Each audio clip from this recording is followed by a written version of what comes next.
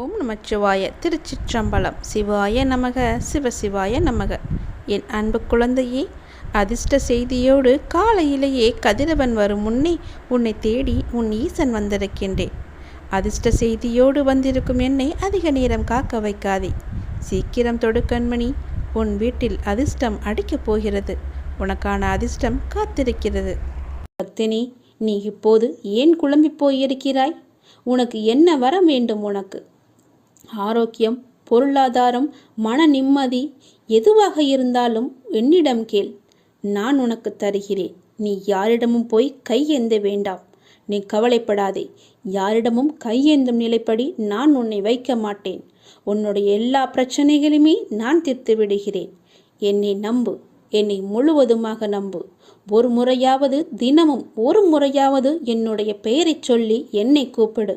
உன் குழப்பங்களுக்கு எல்லாவற்றிற்குமே நான் விடை தருகிறேன். உனக்கு என்ன வர வேண்டும் கேள். நான் உனக்கு தருகிறேன். எடுத்துக்கொள். சந்தோஷமாக வாழு. எல்லாவற்றையுமே சிவனிடம் ஒப்படைத்து விடுங்கள். ஓம் நமச்சிவாய என்ற மந்திரமே உன்னுடைய வாழ்வின் தந்திரம் என்பதை மறந்து விடாதே. முதலில் கஷ்டத்தை வெளியே சொல்லாதே. நீ காலனை தேடிச் செல்லாதே. கவலைகளை மனதில் கொள்ளாதே. கற்பத்தில் உயிரை கொள்ளாதே. கண்டதை உணவாக உண்ணாதே. கண்டவர்கள் மனதை கில்லாதே. காசுக்காக தன் மானத்தை இழக்காதே. கலங்கி யாரிடமும் நிற்காதே. கள்ளமுள்ளோரை கண்டு திரும்பாதே.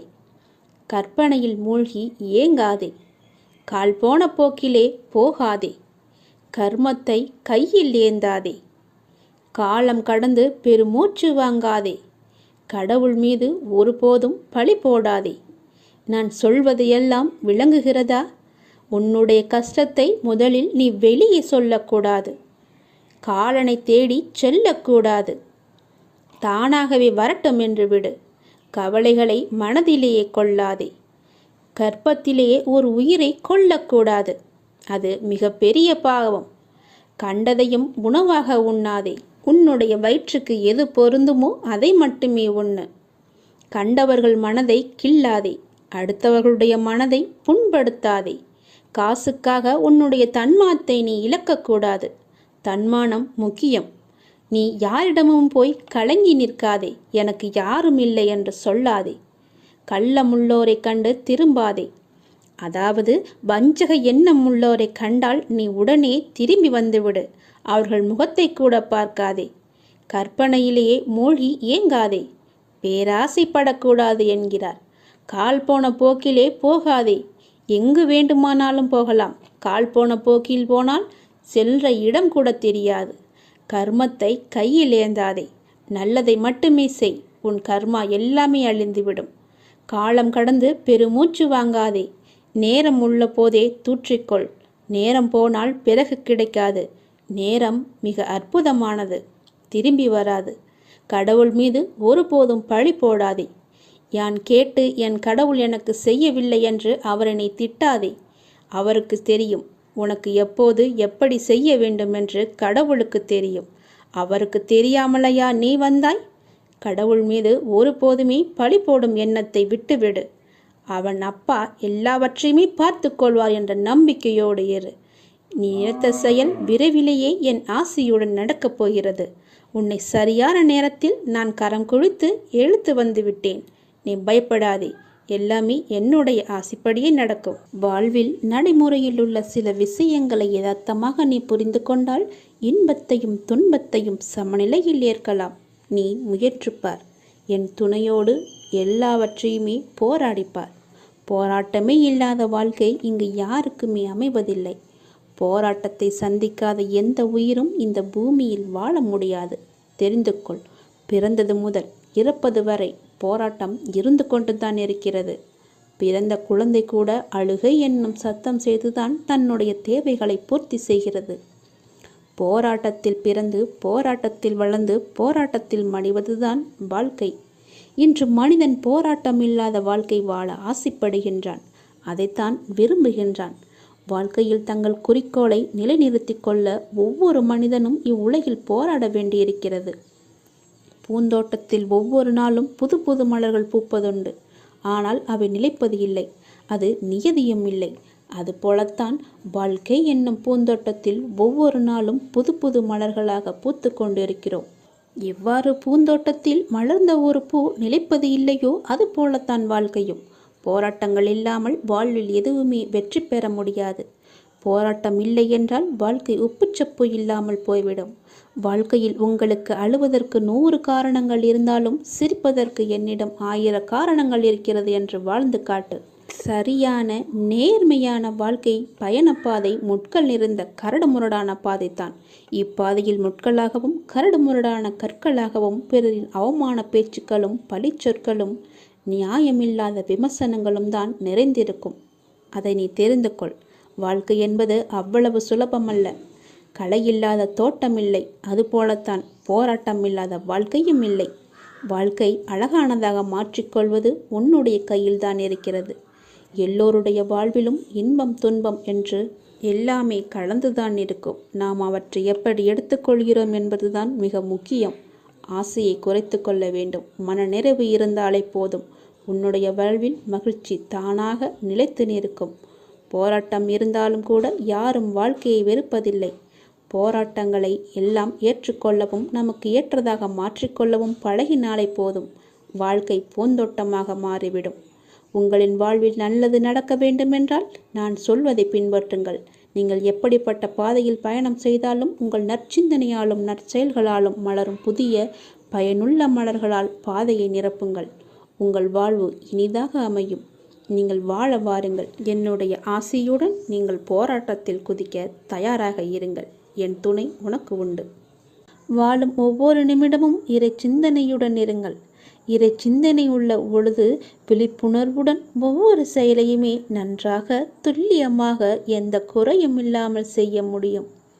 விழிப்புணர்வுடன் நீங்கள் செய்யும் எந்த செயலும் தவறாவதற்கு வாய்ப்பே கிடையாது.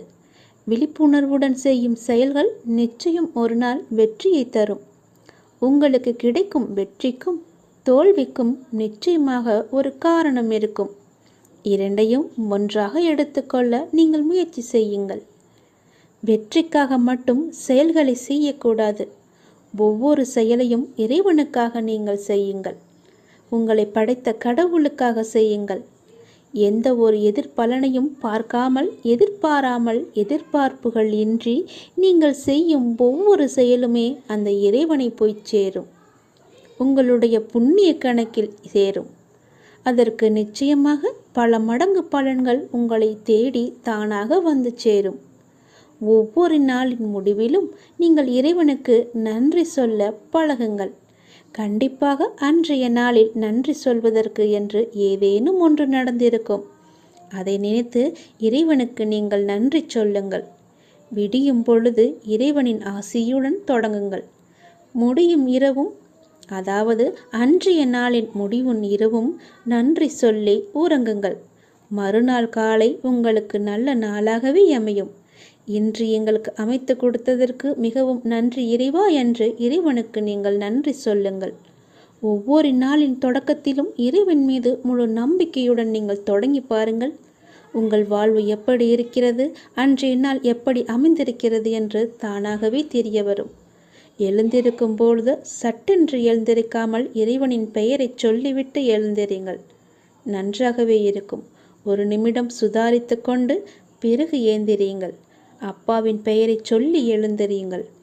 உங்கள் வாழ்க்கை மீது உங்களுக்கு இருக்கும் அக்கறையை விட உங்களை படைத்த இறைவனுக்கு நிச்சயமாகவே அதிக அக்கறை இருக்கும். நம்புங்கள், நன்றாக நீங்கள் வாழ்வீர்கள். இதனை உணர்ந்தால் இறைபலமும் மனோபலமும் உங்களிடம் அதிகரிக்கும் தானாகவே. இறைவனின் அருளும் ஆசியும் உங்களிடம் நிறைந்திருக்கும் முழுவதுமாகவே. எப்போதும் இறைவனின் அருளோடும் ஆசியோடும் நாம் தொடங்கும் நாள் வெற்றி நாளாகவே நமக்கு அமையும். இறைவனுக்கு நன்றி சொல்ல மட்டும் நீங்கள் மறந்து விடாதீர்கள். இறைவனின் நாமத்தை ஜெபித்து கொண்டே இருங்கள். இன்னும் பறவை உங்கள் தலைக்கு மேல் பறப்பதை தடுக்க முடியாது. ஆனால் தலைக்கு மேல் கூடு கட்டுவதை தவிர்க்கலாம் தானே? யாரும் உன்னை குறை கூறினால் அது உண்மையாயின் திரித்துக்கொள், பொய்யாயின் அதை நகைத்துவிடு. வீழ்வது வெட்கமல்ல, ஆனால் வீழ்ந்து கிடப்பதுதான் வெட்கம். புரிகிறதா? வீழ்ந்து கிடப்பதுதான் வெட்கம். வீழ்ந்தால் உடனே எழுந்துவிடு. நீ நகைத்து அவர்களுக்கு முன் நகைத்துப்பார், அவர்களே தலை தெறிக்க ஓடிவிடுவார்கள். பேருந்து பயணத்தில் நடத்துனர் கொடுக்க வேண்டிய மீது சில்லறைக்காக முழு பயணத்தையும் நாம் ரசிக்க மறக்கிறோம். அப்படிதான் வாழ்க்கையிலும் சில சில்லறை பிரச்சனைக்காக முழு வாழ்க்கையுமே நாம் ரசித்து வாழ மறந்து விடுகிறோம். ஆகவே விழிப்புணர்வுடன் எது வாழ்விற்கு உகந்தது, எது உகந்ததல்ல என்பதில் கவனத்துடன் இருந்தால் இலக்கை நோக்கி அடைவது மிக மிக எளிது. அனைத்திலும் பேதம் பாராது சமநிலைத்தன்மையை கொண்டிடுங்கள். மனம் அழகாக இருந்தால் காணும் காட்சிகளும் அழகாகவே இருக்கும். ஆகவே மனதில் குப்பையான கீழான எண்ணங்களை ஒருபோதும் சேர்க்காதே. மனதில் நல்ல நேர்மையான எண்ணங்களை விதையுங்கள். நல்லது நடக்கும். எப்போதும் உண்மையை பேச கற்றுக்கொள்ளுங்கள். உண்மைக்கு நிகர் உண்மை மட்டும்தான். பொய் ரொம்ப நாட்கள் வாழாது, சீக்கிரமாகவே மடிந்துவிடும். ஆரம்பத்தில் சற்று சிரமமாகத்தான் இருக்கும். பழகிவிட்டால் பொய் சொல்லவே நமக்கு கூச்சமாக இருக்கும். உண்மைக்கு மிக வலிமையான சக்தி இருக்கிறது. அது சத்தியமானது, வலிமையானது. இறைவனுக்கு இறங்கி வருவார். நாம் வாழ்கின்ற வாழ்வில் அறமாகிய உண்மை இருந்தால் அந்த இறைவனை நம்மை தேடி தானாக இறங்கி வருவார். வாழ்கின்ற வாழ்வில் அறமாகிய உண்மை இருந்தால், அறமாகிய உண்மை இருந்தால் மட்டுமே இறைவன் நம்முடன் கலந்து விடுவார். ஆகவே உண்மை, நேர்மை, சத்தியத்தை எல்லாம் கடைபிடித்து வாழுங்கள். நீங்கள் வாழ்வதில் உயர்வது சென்னம். உங்கள் வாழ்வை யாராலுமே எதுவுமே செய்ய முடியாது. உண்மைக்கு அழிவே கிடையாது. அதை முதலில் தெரிந்து கொள்ளுங்கள். உண்மை சொல்லுவதால் என்ன ஆகிவிடப் போகிறது? ஒரு பொய்யை சொல்லி காலம் முழுவதும் குற்ற உணர்ச்சியுடன் இருப்பதற்கு பதிலாக ஒரு உண்மையை சொல்லி நிம்மதியாக வாழ்ந்து விடலாம். அந்த உண்மைக்கு அவ்வளவு நிம்மதியை தரும் சக்தி இருக்கிறது. அதை நீ மறந்து விடாதே. பொய்யை சொல்லி இன்று தப்பித்து விடலாம். நாளை நிச்சயமாகவே காலம் காட்டிக் கொடுக்கும். அதனால் உண்மையாகவே இருங்கள். நாக்கில் வருவது எப்போதுமே உண்மையான பேச்சாக மட்டுமே இருக்கட்டும். நான் உங்களிடம் வருகிறேன். ஒருவர் தனது இறை பக்தியில் முழுமையும் வலிமையும் அடைந்த பின்னர் அவருக்கு பக்தியானது முத்திவிட்டது என கூறுவதும் வழமையே. எனவே முழுமை முதிர்ச்சியடைந்த நிலையே முத்தி, முக்தி என்று சொல்வார்கள். முதிர்ந்த பழம் முதிர்ந்துவிடும், முதிர்ந்த உயிர் இறந்துவிடும். எடுத்த காரியத்தை நீ பாதியில் விடாதே. செய்வதை திருந்தச் செய் என்ற உபதேசம் அனைவருக்குமே பொருந்தும். குருவை அடைந்து மரியாதையுடன் கற்றுக்கொள். கற்றதை மனனம் செய்து உருவேற்றிக்கொள் என்பது எல்லா மாணவர்களுக்குமே பொருந்தும். தொழில்நுட்பத்தை தெரிந்து கொள்ள முனையும் மற்றவர்களுக்குமே உரிய உபதேசம்தான் இது. எதற்காக எனக்கு சொல்கிறேன் என்று கேட்டதை, நீங்கள் ஆசைப்படுவதெல்லாம் கிடைக்காமல் இருப்பது உங்களை ஒரு சிறந்த வாழ்க்கைக்கு கொண்டு செல்வதற்காகவே இருக்கும் என்பதை நம்பு. முடிந்தவரை உங்கள் வேலையை நீங்கள் சிறப்பாக செய்து விடுங்கள். யாரிடமும் உங்கள் வேலையை ஒப்படைக்காதீர்கள். உங்களுக்கு கிடைக்க வேண்டிய அங்கீகாரம் தானாகவே கிடைக்கும். நேரத்தையும் வாய்ப்பையும் ஒருபோதுமே வீணடிக்காதே. அந்த தவறுக்கு எந்த காரியம் செய்தாலும் பரிகாரமாகாது. போன நேரமும் திரும்ப வராது. யாருக்காகவும் நேரம் காத்திருக்காது. பொறுத்துக்கொள். நீங்கள் செய்யும் ஒவ்வொரு நல்ல காரியமும் அதற்கான நன்மைகளை காலம் கடந்தாவது அழைத்து கொண்டு உங்களிடம் வந்து சேர்க்கும். வெற்றி என்ற முகத்துடன் உங்களிடம் வந்து சேரும். நீ நிராகரிப்புகளை எல்லாம் கண்டு நெஞ்சு உடையக்கூடாது. உன்னை யாராவது தூக்கி எறிகிறார்கள் என்றால் இறைவன் உன்னை மேலே தூக்கி விடுகிறான் என்ற அர்த்தம். அதனால் நீ பயப்படாதே. தூக்கி எறிந்தவர்கள் போகட்டும், நான் உன்னை தூக்கி விடுகிறேன். தூக்கி எறிந்தவர்களை பற்றியே நீ கவலைப்பட்டு கொண்டிருக்காதே. எதிர்பார்த்து எதிர்பார்த்து ஏமாற்றங்கள் மட்டும்தான் கிடைக்கும். என் வாழ்வில் அற்புதங்களை நிகழ்த்துவேன் என்று நீ நம்பிக்கையுடன் காத்திருக்கிறாய் அல்லவா? உன் தந்தை நிச்சயமாகவே உன் வாழ்வில் அற்புதங்களை நிகழ்த்தப் போகிறேன். சில நேரங்களில் நீங்கள் செய்யக்கூடிய செயல்களை எல்லாம் சிந்திக்க வேண்டாம், கற்பனை செய்ய வேண்டாம். அது ஆச்சரியப்படுவதற்கில்லை. எல்லாவற்றையும் சிறப்பாக செயல்படும் என்று மூச்சு விடுங்கள். நம்பிக்கை வைத்திருங்கள். நான் அப்பா, என்னுடைய அப்பா சிறப்பாக அதை முடித்து தருவார் என்ற நம்பிக்கையோடு நீங்கள் காத்திருங்கள். நான் அவர் மீது வைத்திருந்த நம்பிக்கையும் பக்தியும் பொறுமையும் தன்னம்பிக்கையும் அவர் எனக்கு நிச்சயம் அதற்கான பலனை தருவார் என்று நம்புங்கள். நீ வைத்த நம்பிக்கைக்கு நிச்சயமாகவே நான் கைமாறு செய்வேன். உன் மனதில் எந்த சலனமும் இல்லாமல் இருக்கிறாய். நான் உனது பாவ மூட்டையை தூக்கி நான் சுமக்கிறேன். நீ கவலைப்படாதே, எல்லாவற்றையுமே நானே பார்த்து கொள்கிறேன். நீ எப்பொழுதும் போல சந்தோஷமாக இரு. நீ இப்போது உன் மனதில் ஏகப்பட்ட குழப்பங்களுடன் பதற்றத்துடனும் இருக்கின்றாய். வீணான கவலைகளை உன் மனதில் வைத்து கொண்டிருக்கிறாய். உன் மனமானது, உன் இதயமானது துடித்துடிப்புடன் காணப்படுகிறது. எதற்காக? வீணாக எதற்காக இந்த கவலை? ஏன் இந்த குழப்பம்? எதற்காக இந்த பதற்றம்? ஏன் இந்த துடித்துடிப்பு? நீ முதலில் அனைத்தையுமே விட்டுவிடு. உன் வேலைகளை பார்த்து கொண்டிரு. போகிற போக்கிலேயே போய்கொண்டிரு. எதையும் நீ தூக்கி சுமந்து கொண்டிருக்காதே. அதை முதலில் மறப்பதற்கு என்ன செய்ய வேண்டுமோ அதை செய். உன்னுடைய மனம் அதிலேயே லயித்து இல்லாமல் வேறு பக்கம் திருப்பு. அப்போதுதான் அவற்றை பற்றி எண்ணம் உன் மனதில் இழுக்காமல் இருக்கும். நான் உனக்காக அவதரித்தவன். நான் இருக்கும்போது எதற்காக நீ கவலைப்படுகிறாய்? உன்னை நல்லபடியாக உயர்த்த உனக்காக பாடுபட்டு கொண்டு நான் இங்கே இருக்கிறேன். தயவு செய்து நான் உன்னுடன் இருப்பதை நீ உணர்ந்து கொள். நான் வருவதற்கு முன்பும் வந்ததற்கு பிறகும் நடந்து கொண்டிருப்பதை நீ உணர்ந்து கொள். நான் வருவதற்கு முன்பு என்ன செய்து கொண்டிருந்தாய், நான் வந்த பிறகு எப்படியெல்லாம் உன்னுடைய பிரச்சனைகள் தீர்ந்தன என்று கொஞ்சம் திரும்பிப்பார். உன்னை எப்படி நான் கைவிடுவேன் என்று ஒரு நொடியில் நீ நினைத்து விட்டாய்? உன் அப்பா உன்னை பார்த்து கொள்ள மாட்டேனா? உன்னை அவ்வளோ சீக்கிரம் விட்டு விடுவேன் என்று நினைக்கிறாயா? உன்னை அனைத்து திசைகளிலிருந்தும் பாதுகாத்து கொண்டிருக்கிறேன். நான் இருக்கும் இடத்தில் எவரையுமே நெருங்க விட மாட்டேன். நான் உனக்குள்ளே நீக்கமர நிறைந்திருக்கிறேன். என் கண் பார்வை உன் மீது விழுந்து கொண்டிருக்கும் போது எந்த கெடுதலும் வந்து உன்னை துன்புறுத்திவிட முடியாது. தெரிந்து கொள், எந்த துன்பமும் உன் அருகில் கூட வர பயப்படும். நான் இருக்கிறேன், நீ பயப்படாதே. உனக்கு வரும் பிரச்சனைகள் எல்லாமே சிறு சிறு வகைதான். பயப்படாதே. பெரிதாக ஒன்றையும் நான் கொடுக்க மாட்டேன். கொஞ்சமாவது உனக்கு பக்குவம் வேண்டும் என்பதற்காகத்தான் இதையெல்லாம் கொடுத்தேன். சின்ன பிரச்சனையை பெரிதாக பார்க்காதே. மனதில் போட்டு குழப்பத்தை ஏற்படுத்தாதே. உன்னை நீயே பதற்றப்பட வைக்காதே. வீணான கவலைப்பட்டு உன் உடம்பை நீ வீணடிக்காதே. உன் இதயம் சீராக துடிக்க வேண்டும். அப்பொழுதுதான் நீயும் நன்றாக இருப்பாய். எப்படி என் வேண்டுகோள்கள் அனைத்தையும் இப்படி நிறைவேறியது என விரைவிலேயே நீ ஆச்சரியப்பட போடுகிறாய். கவலைப்படாதே குழந்தையே. என் கண்ணிலிருந்து வரும் அருள் கதிரால் நீ பாதுகாக்கப்படுகிறாய். அதனால் நீ கவலையை விடு. என்னுடைய கண்ணின் ஒளி உன் மீது இருக்கிறது. என் பார்வை முழுவதுமாகவே உன் மீது மட்டும்தான் இருக்கிறது. என்னை மீறி எதுவுமே உனக்கு நடக்காது. பயப்படாமல் தைரியமாக இரு. சந்தோஷமாகவே வைத்துக்கொள். உன்னை தேடி ஒரு நல்ல செய்தி விரைவிலேயே வரும்.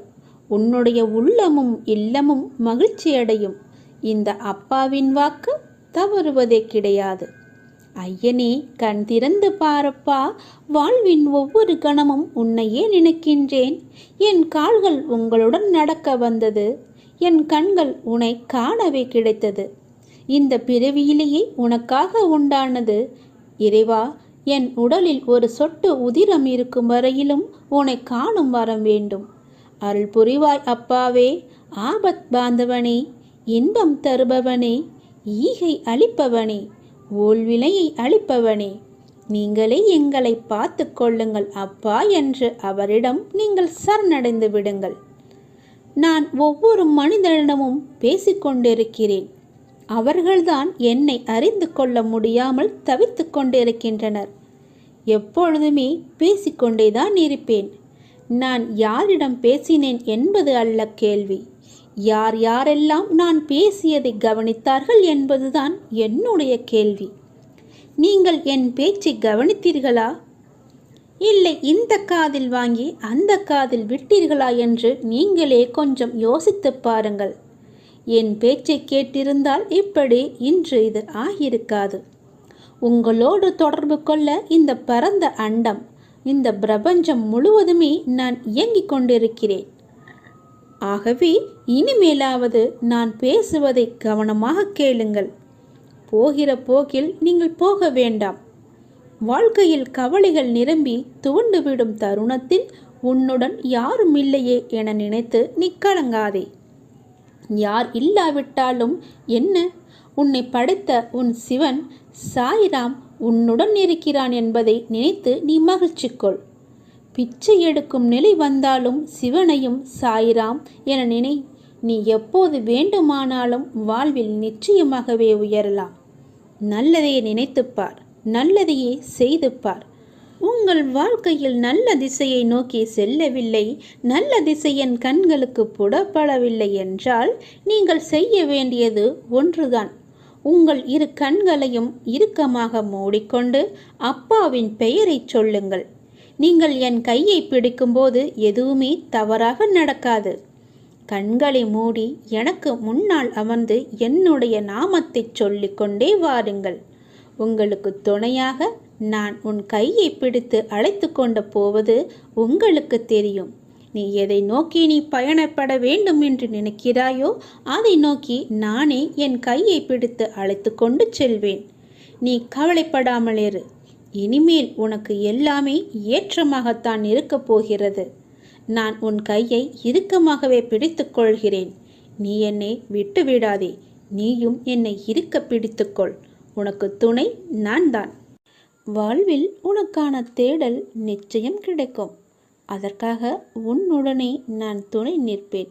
நீ எதற்குமே கலங்காதே. உன் தேடல் எதுவோ அதை நோக்கி நீ பயணப்பட்டு கொண்டே இரு. என் துணை நிச்சயமாக உனக்கு இருக்கும்.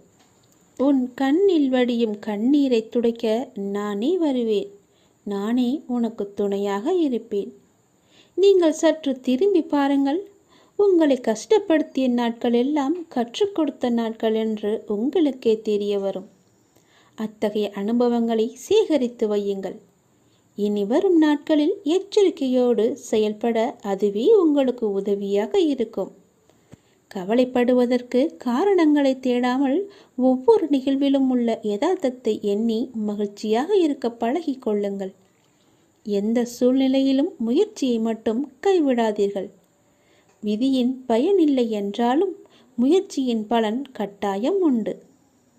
காலில் மிகச்சிறிய முள் குத்தி இருந்தால் கூட எவ்வாறு விரைவாக ஓட முடியாதோ அதே போல உங்கள் மனதில் சிறிய சிறிய பிரச்சனைகள் உங்கள் செயல்பாட்டு திறனை பாதித்தால் நீங்கள் பெரிய வாய்ப்புகளை உரிய தருணத்தில் சரியான முறையில் பயன்படுத்தி வெற்றி காண முடியாது. எனவே சிறு பிரச்சனைகளுக்கு முக்கியத்துவம் தராமல் அப்பிரச்சனைகளுக்கு உடனுக்குடன் தீர்வு கண்டு நமது மனதை மிகவும் அமைதியான முறையில் வைத்துக்கொள்வது நமக்கு விரைவிலேயே வெற்றியை ஈட்டித் தரும். வாழ்க்கை முடிவற்ற சாத்தியங்கள் நிறைந்தது.